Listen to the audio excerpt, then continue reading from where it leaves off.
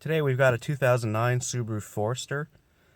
Customer complaint is that the check engine light's on, along with a blinking cruise control light, and the stability control light is also on. There's a complaint that the engine or the vehicle shudders under load very badly, especially under acceleration, like trying to get the vehicle up to speed. And fuel mileage has dropped off.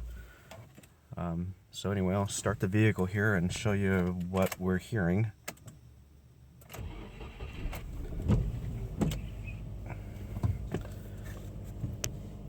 Customer told me not to worry about the blinking tire pressure light.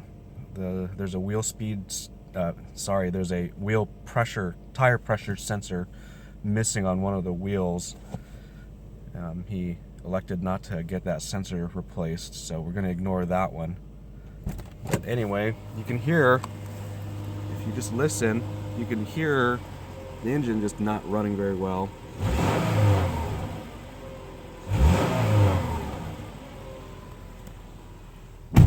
We'll go figure. The minute I tried it, it seems to run okay. But when I drove it over here, it definitely had what felt like a pretty bad misfire. Okay, I just pulled the codes with my scan tool here. Looks like this has a P0301B code, which is a misfire in cylinder 1. And yeah, I was able to tell that it had a misfire just driving it real briefly here. The check engine light was blinking on my drive, and anytime you had any sort of load on it, it would just shudder and shake.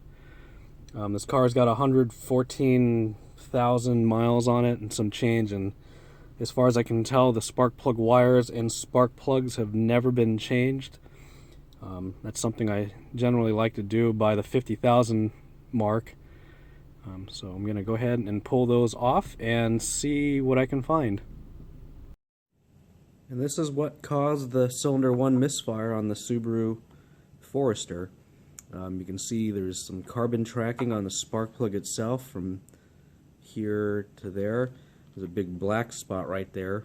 And on the spark plug wire, in the boot, in the same location where this black spot is, you can see where the spark energy had burned a hole through the spark plug boot and started shorting out against the spark plug tube in the cylinder head.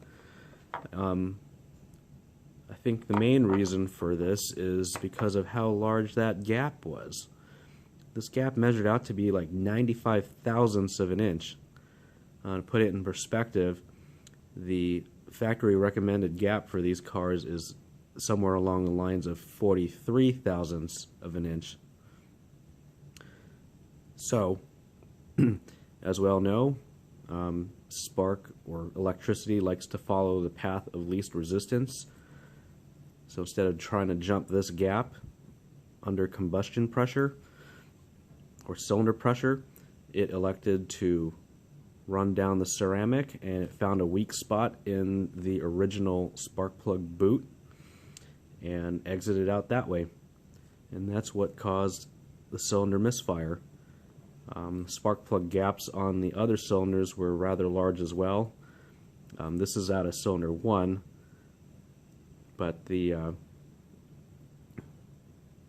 spark plug out of cylinder 4 also had a very large gap like this, and had signs of the boot starting to deteriorate in kind of the same fashion.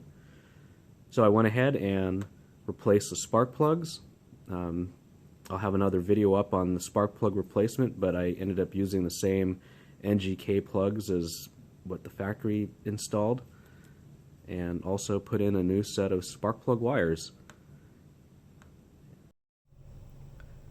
Okay, as you can see here, I've got the check engine light cleared. I went ahead and cleared that with my scan tool just after I performed the spark plug and spark plug wire service on this car. As you can see here, the lights that the customer had concerns about are off. And as you can see here, the engine is very responsive, very smooth. It's the way that a 2.5 liter Subaru engine with 115,000 miles should be. Pretty healthy. And over here you can see my scan tool. I've got the readiness status page up. I got everything to go to ready status except for the evaporative system.